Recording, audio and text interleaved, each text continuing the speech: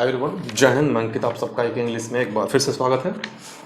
ये एक नया मैंने कोशिश की है, एक एफर्ट किया है मैंने कि एक चलाएं जिसमें डायनामिक और बहुत ही अच्छे इंपॉर्टेंट कुछ रूल्स हों, कुछ वर्ड्स हों जिनको हम पढ़ाएं इस क्लास में। हालांकि क्लासेस बहुत ही छोटी रहेंगी, 5 मिनट 6 मिनट 7 मिनट ये रखेंगे हम, आपको देखने में सहूलियत हो। तो आशा करते हैं आपको इससे कुछ, ये क्लासेस बहुत ही इंफॉर्मेटिव रहने वाली हैं। छोटी क्लासेस होंगी, अच्छी होंगी। पहला क्या है कि पहला वर्ड हमारा सीजन है। सीजन और सीजन। पहला वर्ड क्या है हमारा? सीजन और सीजन। आपको एक बात जानना होगा कि सीजन जो होता है वो आप जनरली जानते हो कि मौसम को हम लोग बोलते हैं, जैसे रेनी सीजन है, ये मतलब सीजन वगैरह जो भी होता है, विंटर सीजन वगैरह। लेकिन अगर इसमें ये ईडी लग गया है, ईडी, तो इसका मतलब होता है कि कोई बहुत ही एक्सपीरियंस्ड पर्सन, बहुत ही बहुप्रतीक्षित या बहुत ही अनुभवी इंसान, मतलब अनुभवी टाइप का, ठीक है। तो सीजन का मतलब ये होता है, ठीक है। और सिर्फ सीजन का मतलब क्या होता है, जैसे कि मैंने बताया आपको, जैसे पता है। देखिए एक बात और, सारे इसमें रूल्स ही हैं और कुछ वर्ड्स हैं जो बहुत ही प्रॉब्लम पैदा करती हैं। तो वैसे वर्ड्स हैं, जैसे रिगार्ड के बाद कभी एज नहीं आता है, ठीक है। आप इस बात को समझो, रिगार्ड कभी भी कहीं भी आप देखें उसके बाद इसमें एज नहीं आएगा। जैसा कि इसे सीजीएल का एक क्वेश्चन है प्रीवियस ईयर का, मैं उठा उसको लिख के आपको बता देता हूं कि रिगार्ड के बाद एज कब नहीं आता है। क्वेश्चन क्या था कि क्वेश्चन आप देख रहे होगे कि IIM Calcutta MBA program is regarded as the finest in the country. Question है कि आईआईएम, आप अच्छे से क्वेश्चन देखें कि IIM Calcutta MBA program is regarded as the finest in the country. तो रिगार्ड के बाद क्या आया? एज आया। एज क्या लिखा है क्वेश्चन कि program is regarded as the finest in the country. तो रिगार्ड के बाद एज नहीं आता है, तो इस बात को आप याद रखें। मैक्सिमम केसेस में रिगार्ड के बाद एज नहीं आएंगे। एसएससी इसे गलत कंसीडर करती है, तो आप भी इसे गलत ही माने, क्योंकि एसएससी के हिसाब से चलेंगे ना, हम लोग अपने हिसाब से तो चलेंगे नहीं, ठीक है। अब देखिए बहुत हमने टीचर्स लोगों के मतलब क्या बोलते हैं, वो थंबनेल में मैंने देखा है कि वो लिखते हैं कि most unique questions, most unique questions. आप बहुत ही ध्यान से देखें इस वर्ड को। इस वर्ड पे हालांकि प्रीवियस ईयर के क्वेश्चन में मिला नहीं है, मिलेगा तो आपको जरूर हम बता देंगे, प्रोवाइड करा देंगे कभी मिलेगा तो। लेकिन आपको बता दिए, बहुत सारे टीचर्स लोगों को ये प्रीवियस ईयर में आया है, मुझे इतना पता है, लेकिन क्वेश्चन हमें नहीं मिल पाया है, इसलिए हम एग्जैक्टली बता सकते हैं। तो मोस्ट यूनिक क्वेश्चन बहुत सारे टीचर्स लोगों का मैंने थंबनेल देखा है। तो शुरुआत ही इतना गंदा है तो आगे क्या होगा, मतलब सोचने वाली चीज है। मोस्ट के बाद यूनिक नहीं आता है, आप इस बात को याद रखें। कभी भी यूनिक खुद के लिए काफी है, मोस्ट के बाद यूनिक किसी भी सूरत में नहीं आएगा, ठीक है। तो एसएससी इसे गलत कंसीडर करती है, तो आप भी इसे गलत माने। मोस्ट क्या है, एक सुपरलेटिव डिग्री है हमारा, तो यूनिक को वो, यूनिक के पहले वो नहीं आएगा, ठीक है। यूनिक को सिर्फ यूनिक लिखा जाता है, यूनिक अपने आप में यूनिक होता है। तो मोस्ट के बाद आप यूनिक नहीं लिखें, वो गलत है, ठीक है। अब देखिए एक केस क्या है कि टेक एग्जामिनेशंस और एक होता है गिव एग्जामिनेशंस। क्या होता है? Give examinations. आप इन दोनों में फर्क बताएं, आप इन दोनों में फर्क बताएं क्या है। पॉज करें, बताएं, यूं ही बताएं, क्वेश्चन तो है नहीं, फिर भी देखिए टेक का मतलब क्या लग रहा है, सुनने में क्या लग रहा है? टेक का मतलब लग रहा है ना कि एग्जाम लेने जा रहे हैं, टेक मतलब लेने, और गिव मतलब देने, लग रहा है एग्जाम देने जा रहे हैं। ऐसा सुन के लग रहा है जैसे कि I am going to give examination, मतलब मैं एग्जाम देने जा रहा हूं, लेकिन नहीं, ऐसा नहीं है।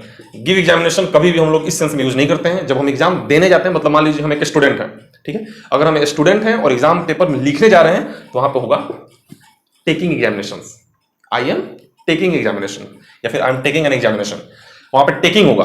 और वहां पे जो टीचर खड़ा है, आप इस बात को समझे, वहां पे जो टीचर खड़ा है और वो हमें देख रहा है, वो खड़ा होकर टीचर वो देख रहा है, सुपरविजन कर रहा है, तो वो बोलेगा कि I am going to give an examination. वो गिव यूज करेगा, आप टेक यूज करेंगे, ठीक है।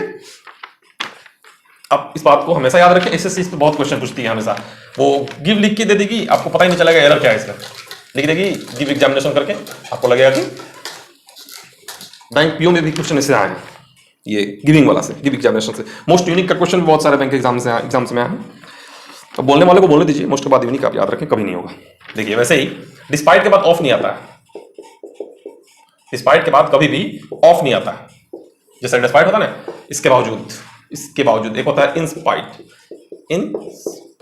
ऑफ, तो यहां पे ऑफ आएगा। दोनों का मतलब सेम है, डिस्पाइट का मतलब भी सेम है, इंस्पाइट ऑफ का मतलब सेम है। जैसे मैंने उसको मना किया, इसके बावजूद वो चला गया, इस सेंस में despite he went, despite he went, इसके बावजूद वो चला गया।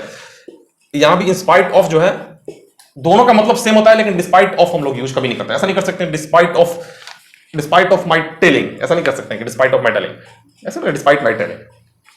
इस तरह से बोला despite I have told him, मैंने बोला इसके बावजूद वो चला गया, ऐसा करके होगा। ठीक है, डिस्पाइट के बाद कभी भी ऑफ नहीं आएगा, और इंस्पाइट के बाद ऑफ आता है, आपको पता होगा।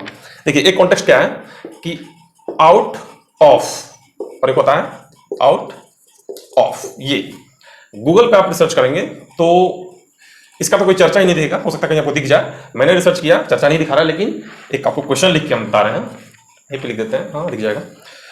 लिखा है कि the conversation we are having, शायद सीजीएल का है, the conversation we are having, मैंने लिखा है, लगा हल्का हो गया, देखिए धोखा दे रहा आपको ये, मतलब हमको। The conversation we are having is completely out of, is completely out of, sorry, completely out of the topic, completely out of the topic. ठीक है, ये शायद सीजन का क्वेश्चन है। क्वेश्चन है कि the conversation we are having is completely out of the topic. इसमें ये आउट के बाद ऑफ जो था वो एक एफ वाला था, सिंगल एफ है, आउट ऑफ सिंगल है। ठीक है, हमने बोल दिया, पता नहीं मेरा राइटिंग जो है वो कुछ ज्यादा ही अच्छा है। तो the conversation we are having is completely out of the topic, शायद सीजन का क्वेश्चन है। तो एसएससी ने इसमें कंसीडर किया कि ये गलत है। ठीक है, हम आपको एसएससी का बात बता रहे हैं, हो सकता है कि आपको गूगल पे कहीं ना मिले आपको। ठीक है, तो आप हम पे डाउट ना करें, एसएससी ने इसे गलत कंसीडर किया है। यहाँ पे एसएससी इसको गलत किए, तो यहाँ पे आउट ऑफ दिखाना चाहती थी SSC, out double of, O double F. ठीक है, the conversation we are having, जो हम लोग बात कर रहे हैं, is completely out of the context, out of the topic, वो टॉपिक से एकदम अलग है, एकदम दूर। तो आउट ऑफ का सेंस, सॉरी, आउट ऑफ का सेंस हम लोग कब लगाते हैं, सॉरी, जब जैसे मान लीजिए कोई, जैसे बोलते हैं कि 10 नंबर में से 8 नंबर इसको आए, तो आप होता है कि he has got 6 out of 10 या फिर 8 आउट ऑफ 10, तो वहां पे ये वाला आउट ऑफ लगता है। लेकिन ये वाला आउट ऑफ कब लगेगा, जैसा कि एसएससी ने बताया, आप उसके हिसाब से चलें।